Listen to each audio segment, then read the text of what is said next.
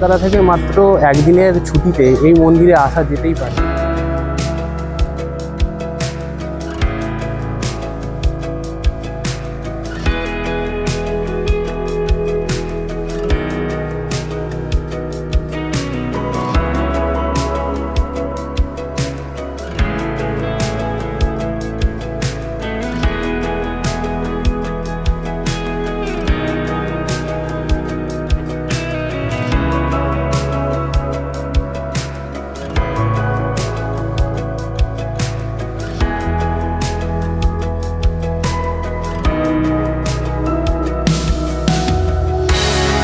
বন্ধুরা, আপনি সবাই কেমন আছেন? আশা করি ভালো আছেন।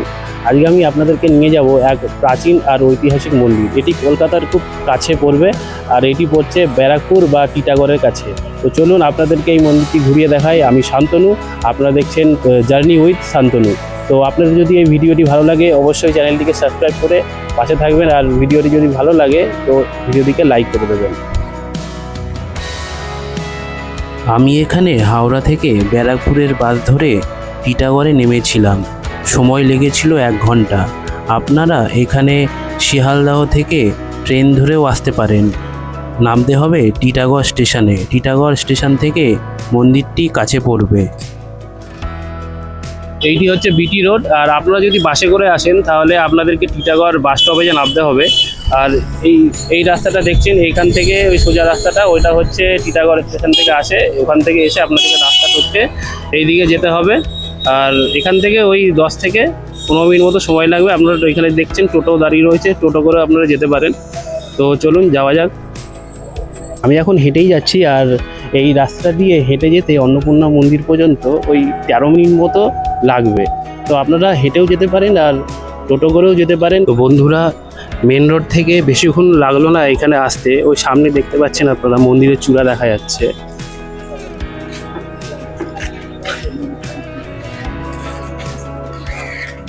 তো বন্ধুরা, এই হচ্ছে সেই রাস্তা। এখান থেকে এসে এই হচ্ছে মন্দিরের সিংহদুয়ার।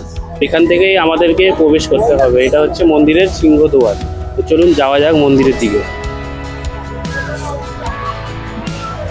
আপনারা যারা 4 চাকা গাড়ি নিয়ে আসবেন তারা এই মন্দিরের বাইরে এই দেওয়ালটা রয়েছে, এই দেওয়ালের গায়ে আপনারা গাড়ি রাখতে পারবেন। দেখছেন গাড়ি রাখা রয়েছে, আর মন্দিরের দেওয়ালের ওপারেও গাড়ি রাখা যায়, ওখানেও রাখতে পারবেন। তবে এইখানেই সবাই রেখেছে এখন, এখানেও গাড়ি রাখা যায়। আপনারা যদি মন্দিরে পুজো দিতে চান তাহলে এখানে পেয়ে যাবেন পুজো দেওয়া সামগ্রী। দাম 51 টাকা। মন্দিরের গেটে ঢোকার আগেই আপনাদের বাঁ সাইডে পড়বে এইদিকে টয়লেট। তো আপনারা যারা আসবেন তাদের অসুবিধা হবে না, টয়লেটও রয়েছে এখানে। বন্ধুরা, এই হচ্ছে শিব শক্তি অন্নপূর্ণা মন্দির। পুরো দক্ষিণেশ্বরের মন্দিরের মতোই লাগছে দেখতে একেবারে।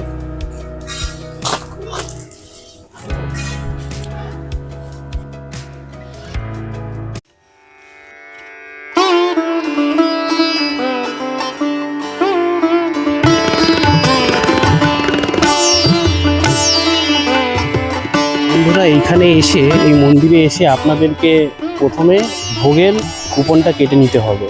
তো আমি এখন গিয়ে ভোগের কুপনটা কেটে নিচ্ছি এই মন্দিরের অফিসে গিয়ে। এখানে এই অফিসে ভোগের কুপন পাওয়া যায়।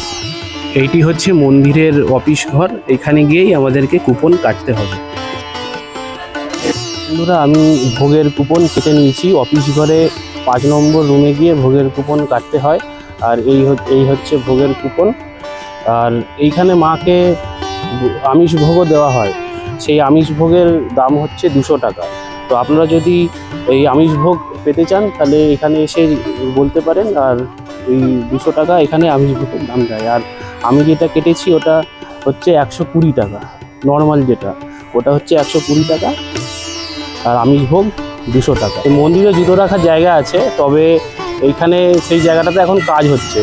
আমাদেরকে এখন মন্দিরের সিঁড়ির কাছে জুতো রেখে মন্দিরের দিকে যেতে হবে। অন্নপূর্ণা মন্দিরে দক্ষিণেশ্বরের মন্দিরের মতোই এখানেও শিব মন্দির রয়েছে, তবে 6টা শিব মন্দির রয়েছে এখানে। তো চলুন আগে সেই শিব মন্দিরগুলো দেখা যাক। তারপরে আমরা আমাদের পিছনে দেখতে পাচ্ছেন মায়ের মন্দির রয়েছে, পুরো দক্ষিণেশ্বরের মন্দিরের মতোই দেখতে লাগবে। তো তারপরে আমরা সেখানে যাব।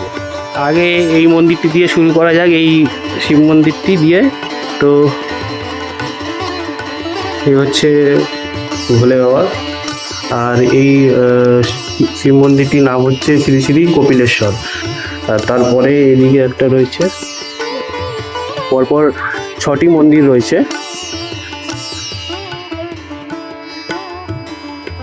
এই শিবলিঙ্গটির নাম হচ্ছে শ্রী শ্রী কৈলাসেশ্বর। এরকম সব শিবলিঙ্গগুলোর নাম রয়েছে। এটার নাম হচ্ছে কেদারেশ্বর। তারপরে ওইদিকে আমাদেরকে একটু নেবে, ওইদিকে যেতে হবে।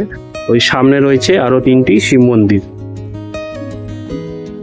তো বন্ধুরা, শিব মন্দিরের পাশে রয়েছে বজরংবলীর একটি মন্দির রয়েছে। তারপরে এইদিকে আরেকটি মন্দির রয়েছে, সেটি বন্ধ রয়েছে। তারপরে আমরা এখন ওইদিকে যাব, শিব মন্দিরগুলোর দিকে যাব। এই হচ্ছে এখানে আরো 3টি শিব মন্দির আপনারা দেখতে পাচ্ছেন। এই শিব মন্দিরগুলো চলুন আমরা যাই একটু দেখি। তার আগে এখানে রয়েছে একটি মনসা মন্দির। এই হচ্ছে আরো 3টি শিব মন্দির, তো চলুন গিয়ে দেখি। এই শিব মন্দিরটির নাম হচ্ছে কিন্নেশ্বর, শ্রী শ্রী কিন্নেশ্বর শিব মন্দির। আরো পাশে 2টো রয়েছে, চলুন ওগুলো দেখি। আর এই শিব মন্দিরটির নাম হচ্ছে শ্রী শ্রী কালম্বেশ্বর।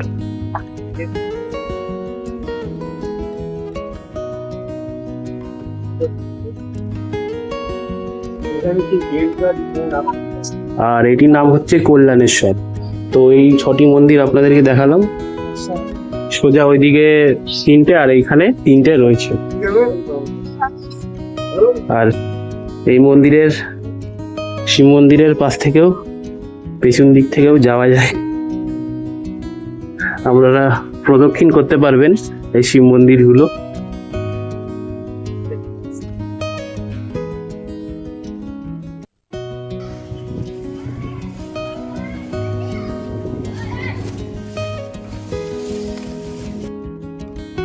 এইখানে ওই শিব মন্দিরগুলোর একটা বিজ্ঞপ্তি দেওয়া রয়েছে, আপনারা একটু দেখে নিন।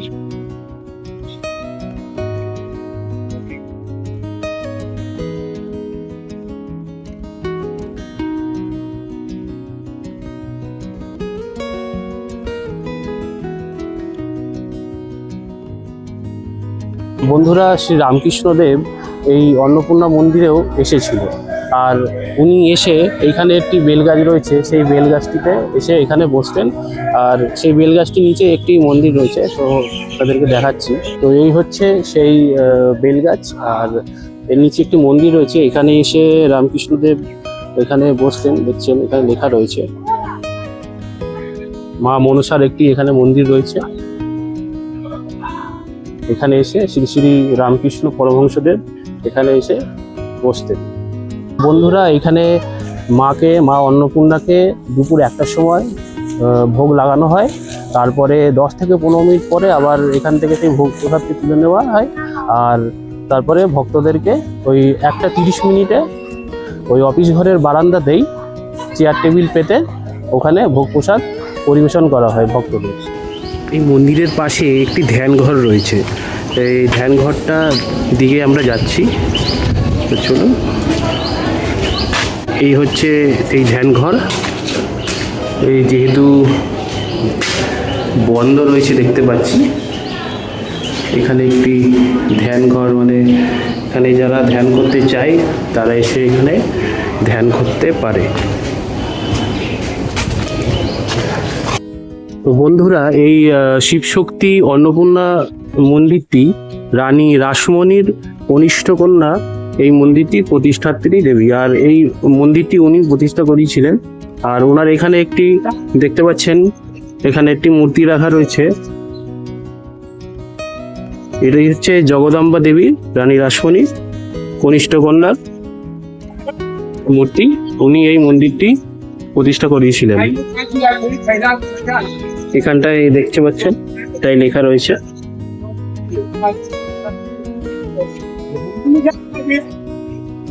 এই মন্দিরের সামনে একটি নাট মন্দিরও রয়েছে। ঠিক দক্ষিণেশ্বরের মন্দিরে যেমন নাট মন্দির রয়েছে, সেরকমই একটি নাট মন্দির রয়েছে। তো এই হচ্ছে সেই নাট মন্দির। এখানে এসে ভক্তরা একদম বসতে পারে, এখানে খুবই শান্ত পরিবেশ একটি, এখানে এসে ভক্তরা সময় কাটাতে পারে। তো চলুন আপনাদেরকে এই নাট মন্দিরের ভেতরে নিয়ে যাই।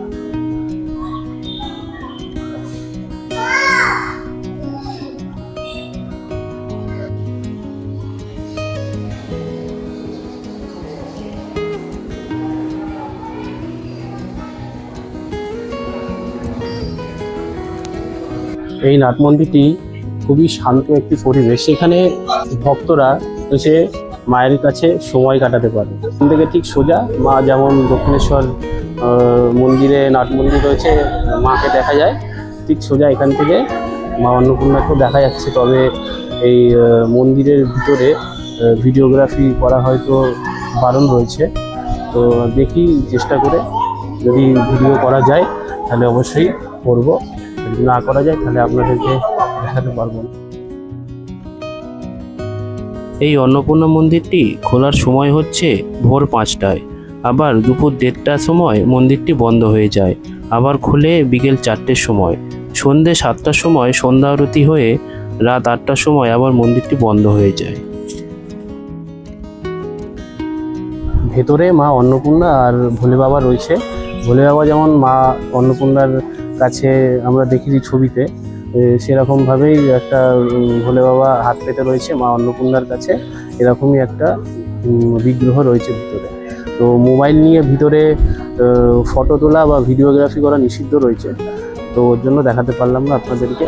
এখানে মন্দির থেকে বেরিয়ে এখানে দেখছেন, এটা মন্দিরের পাশে প্রদক্ষিণ করার জায়গাও রয়েছে, আপনারা চাইলে মন্দিরের প্রদক্ষিণ করতে পারেন।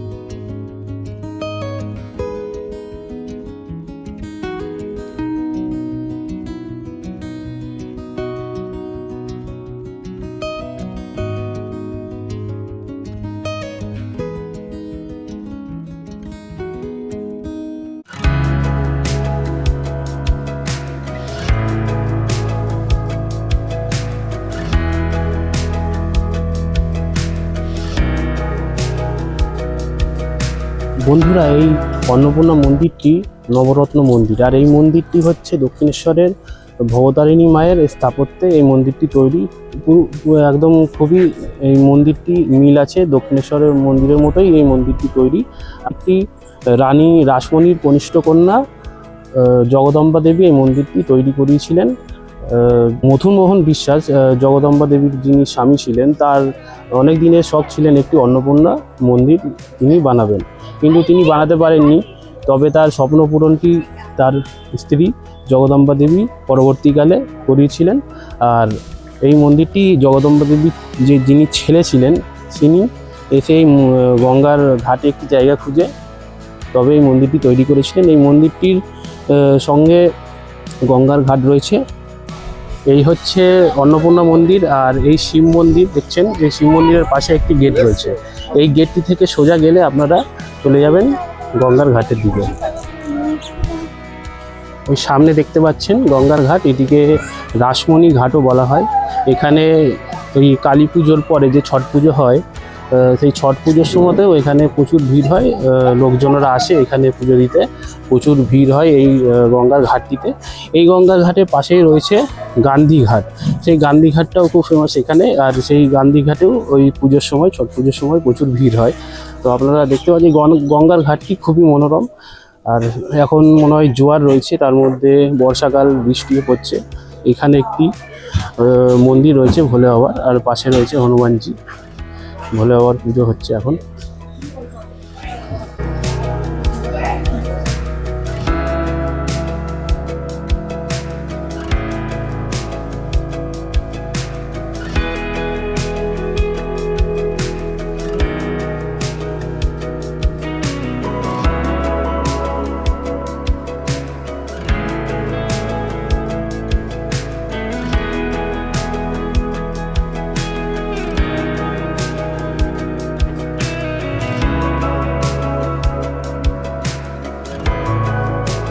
বন্ধুরা দেখতে পাচ্ছেন ওদিকে গান্ধীঘাট দেখা যাচ্ছে। আপনারা চাইলে এই গঙ্গা ঘাটটি ঘুরে দেখতে পারেন। আপনারা যখন অন্নপূর্ণা মন্দিরে আসবেন এখানে এসে এই গঙ্গা ঘাটটিও ঘুরে দেখতে পারেন, খুবই ভালো লাগবে।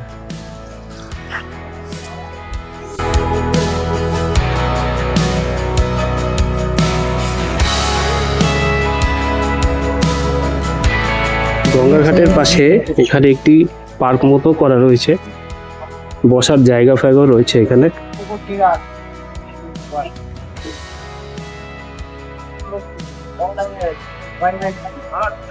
বেশ একটা ভালো পরিবেশ। আপনাদের এখানে সময় আপনারা এখানে খুব ভালোভাবে কাটাতে পারবেন। এখানে বসার জায়গাও রয়েছে। সামনে গঙ্গা।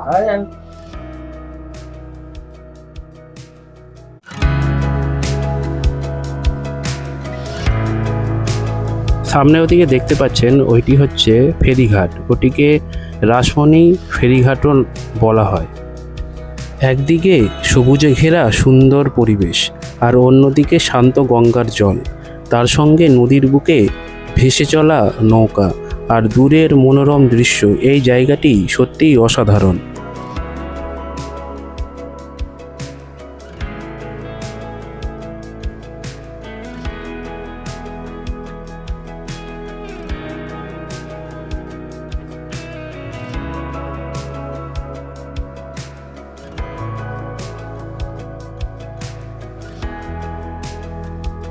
গঙ্গার ধারে কিছুটা সময় কাটানোর পর এবার রওনা দিলাম মন্দিরের দিকে।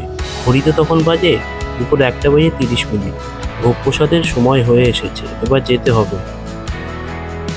গিয়ে দেখি মন্দিরের অফিসের বারান্দায় লম্বা করে চেয়ার টেবিল পেতে দেওয়া হয়েছে, আর একটু পরে প্রসাদ দেওয়া হবে সবাইকে। তো বন্ধুরা ঘড়িতে বাজে 1:30 আর ভোগ প্রসাদের সময় হয়ে এসেছে। তো চলে এসেছি ভোগ প্রসাদের জায়গায়। এখান থেকে অফিসের ওখান থেকে টিকিট কেটেছিলাম, ওই বারান্দাতেই ভোগ প্রসাদ দিচ্ছে। আর ওখানে লম্বা জায়গা রয়েছে চেয়ার টেবিল পেতে, ওখানে ভোগ প্রসাদ দিচ্ছে। তো চলে এসেছি ভোগ প্রসাদের জায়গায়, একটু পরেই সবাইকে পরিবেশন করবে।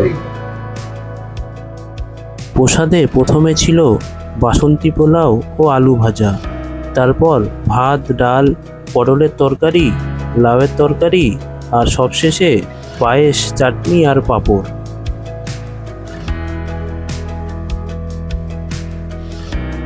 তো বন্ধুরা ভোগ প্রসাদ খাওয়া হয়ে গেল, খুবই ভালো লাগলো। ভোগ প্রসাদ অসাধারণ, এই মায়ের ভোগ প্রসাদ। ভোগ প্রসাদের কোনো রিভিউ হয় না, তো এই প্রসাদ খুবই ভালো লাগলো। তো আপনারাও যদি এই মন্দিরে আসেন তো এখানে এসে ভোগ প্রসাদ ব্যবস্থা আছে, এখানে এসে একটা ভোগ প্রসাদ খেতে পারেন। কলকাতা থেকে মাত্র একদিনের ছুটিতে এই মন্দিরে আসা যেতেই পারে। আপনারা আসুন, এসে আপনাদেরকে খুবই ভালো লাগবে। আর এসে এই অন্নপূর্ণা মন্দিরটি ঘুরে যান, আপনারা খুবই ভালো লাগবে আপনাদেরকে। এখানে আসাও খুব সহজ, আপনারা শিয়ালদা থেকে ট্রেনেও আসতে পারেন বা হাওড়া থেকে বা শিয়ালদা থেকে বাসেও আসতে পারেন। তো এসে একদিনের জন্য এই মন্দিরটি ঘুরে যান।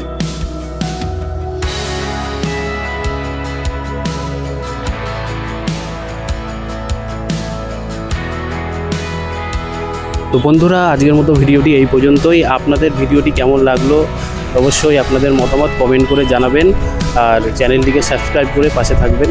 তো চলুন আবার দেখা হচ্ছে অন্য কোনো ভিডিওতে। ততদিন ভালো থাকবেন, সুস্থ থাকবেন।